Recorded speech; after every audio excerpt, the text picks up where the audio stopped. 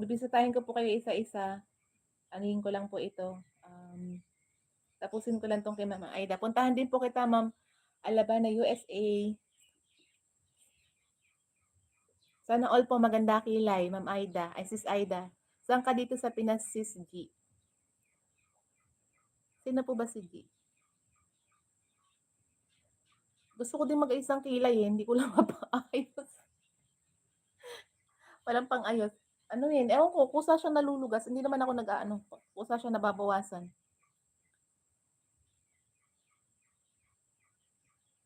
Malapit na to mag-end. Sunod ko na si Ma'am si Ma'am Alabana USA. Yes po, M. Walking up just now. I'm going to prepare breakfast, MNU po. Umaga pa lang. Sir, nasan ka ba? Sa Pilipinas ka lang. Ayan ma'am, sis Aida, mag-iwan ako ng bakas. Katatapos lang ng ano niya,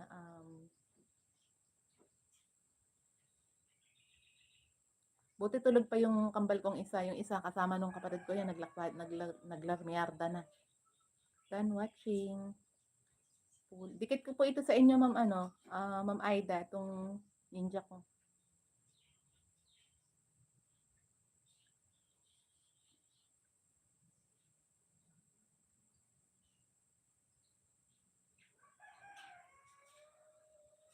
With harang po ito, with harang.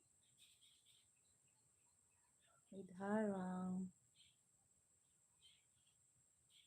Thank you po sa pag-ano nyo dyan. Salamat po sa pakipagtambay nyo dyan. Yes, here in Bicol, Naga City, Bunso. Oh, taga dyan po yung napangasawa ng ate ko sa Naga. Pero hindi kami nakarating dyan. Ang layo kasi, 12 hours ata ang biyahe. Tapos yung naging stepmom ko, taga ano naman siya, Bicol din siya, Sorsogon. Taga Sorsogon po siya. Hindi pa tapos, ano yun? Hindi pa tapos ang mainit pa ang, yung ano, ako po marami ako ditong tea. Kaso minsan mahilig kasi ako sa kape. Na yun sis, Aida.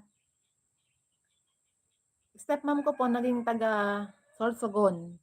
Tapos yung ding nag-alaga sa anak sa panganay ko dati nung nagtatrabaho pa ako sa Manila. Masbate.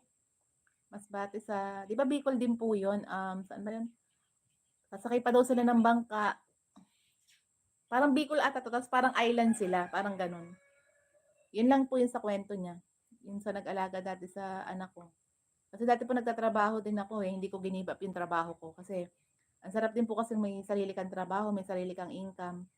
Kaso lang, syempre nung nag-ano na, talagang tinutukan ko na yung pag-aaral ng panganay ko. Nag-resign na ako. Almost 10 years ako dun sa company na pinasukan ko noon. Isko niya, ito na ako sa'yo. Haba ng ads.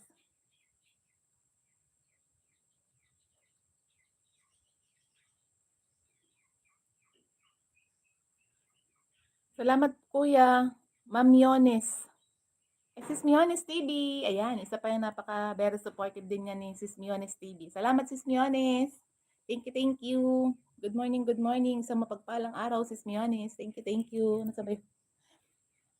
Ang labo na kasi ng mata ko eh. Salamat Sisi. Naka-live ka ba sis? Hindi pa ako nakaikot eh. Pero kayo na umikot ako, hindi ka pa naka-live sis Miones. Kasi minsan hindi po ako nakakapag-live ng ano kasi minsan mahina yung signal. Ewan ko ba, ayun ang problema dito sa amin. Kahit anong signal, ano naman to? Fiber. Wait lang po ha, bababa muna ako.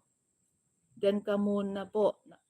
Nakatambay lang po muna ako bunso sa live mo. Salamat po Kuya Kobe.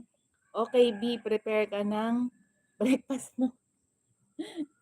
O nga sir, Kuya Kobe, mag-breakfast ka na kasi kailangan yan. Yan yung pinaka-importanting meal natin sa umaga, ang breakfast. Dapat pala na-highlight ko yung conversation natin kanina, sayang. Hindi ko na-highlight. Pwede pa ba yun? Late na, no? Hindi ko na siya pwedeng mahabol. Hindi ko na siya pwedeng habulin ang highlight. para ma-highlight ko sana. Ang hirap